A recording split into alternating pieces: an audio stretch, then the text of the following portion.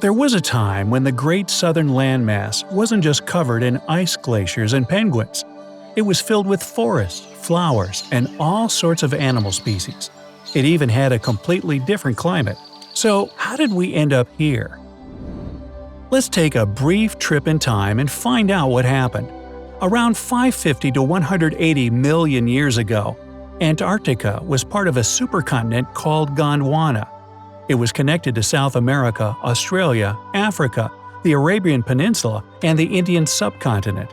The breakup started in the Jurassic period. They just couldn't get along. Around 180 million years ago, Antarctica began moving to the bottom of the globe. According to fossil records found below the ice caps, the icy continent was once a very hot place. In fact, it got so warm that the climate became tropical, like the one we see today around the equator. About a half-mile below the seabed at Wilkes Land in eastern Antarctica, scientists have made a great discovery. They found fossils containing pollen from plants that only flourish in the tropical environments we see today.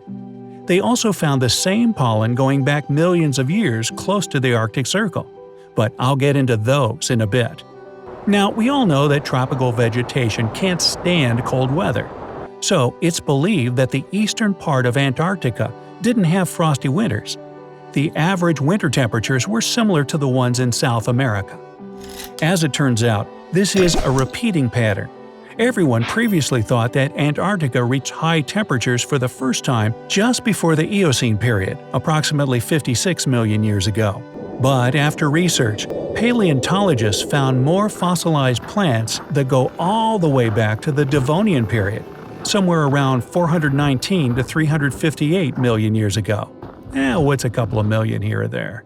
Now, around 100 million years back, the Earth went through a massive long-lasting heat wave, scientifically known as the Paleocene-Eocene thermal maximum. During that time, the global average temperature increased that resulted in changes to vegetation. Antarctica was filled with all sorts of trees, plants, and flowers. Even palm trees made an appearance, alongside relatives of today's tropical baobab trees. The climate of the continent became flexible. During the Eocene period, Antarctica supported a variety of ecosystems. At high elevations and further inland, several plants present in the temperate rainforests were found. One of them was the southern beech. Fossils that were found on the continent preserved the biology and chemistry of the flora.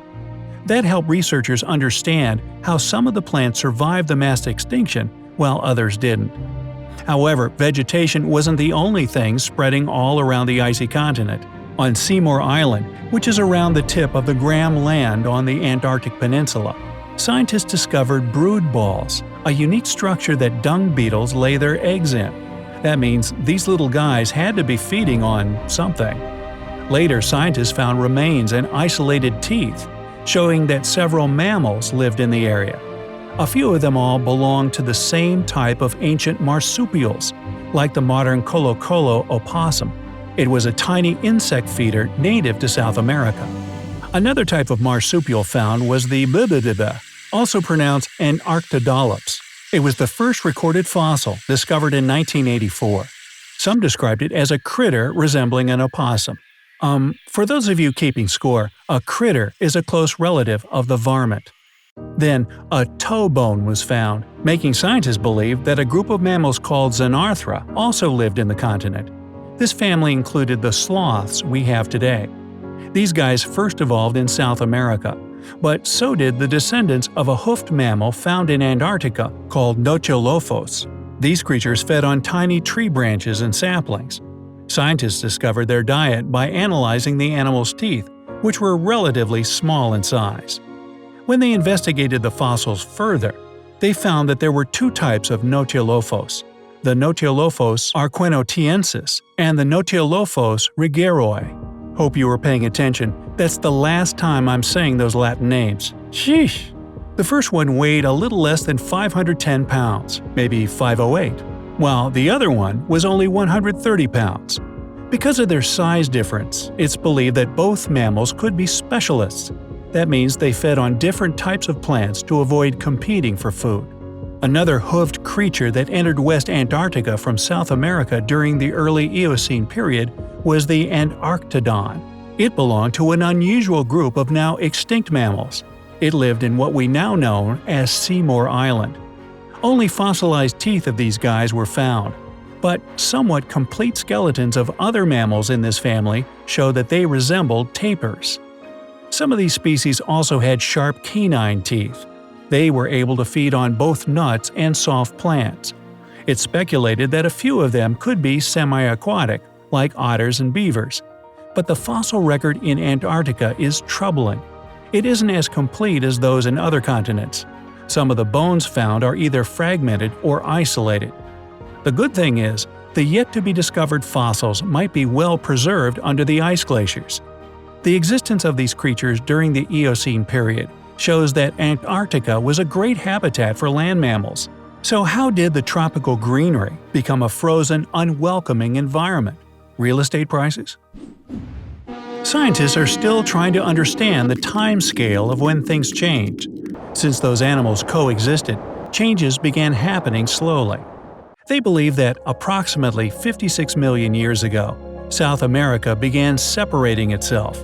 16 million years later, Australia and Antarctica began drifting apart in the sea. Between 36 to 23 million years back, another natural channel emerged, the Drake Passage. That also proves that the continental drift happened gradually.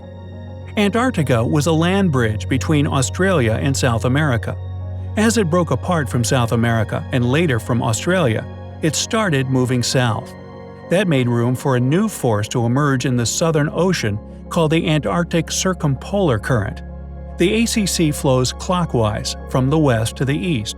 It's considered the most powerful current in the world to this day. It carries between 5.8 to 6.4 billion cubic feet of water every second. Since there's no land to block the current, and because of the way it flows, it prevents warm waters from reaching Antarctica. The ACC also brings cold water from the seabed of the ocean to the surface. That resulted in a drop of temperatures on the isolated continent. There's insufficient evidence to show a connection between the rise of ice glaciers in ancient Antarctica and the ACC. But climatologists believe that the current is 41 to 23 million years old.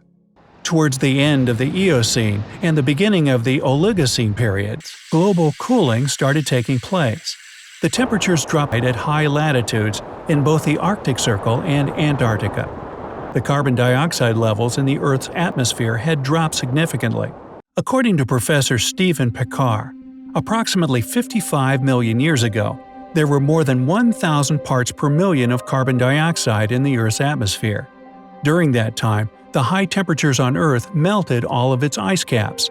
That caused the sea levels to rise about 200 feet higher than they are today. Scientists were trying to figure out why our atmosphere went through such unpredictable fluctuations in CO2. Some theorists suggest that during certain periods, the tectonic plates moved and triggered carbonate-rich rocks and other remains to release carbon dioxide. This caused the air to heat up, and the ice caps melted. But then, the cycle continued. 34 million years ago, the levels dropped from 1,000 to 760 parts per million. 14 million years later, they dropped below 300 parts per million.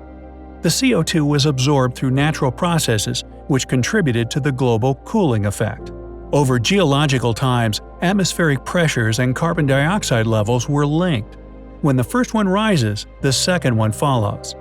The ice glaciers in Antarctica began to form from 36.5 million years ago and onward. They started spreading across the continent, and vegetation began to disappear. But here's what's interesting.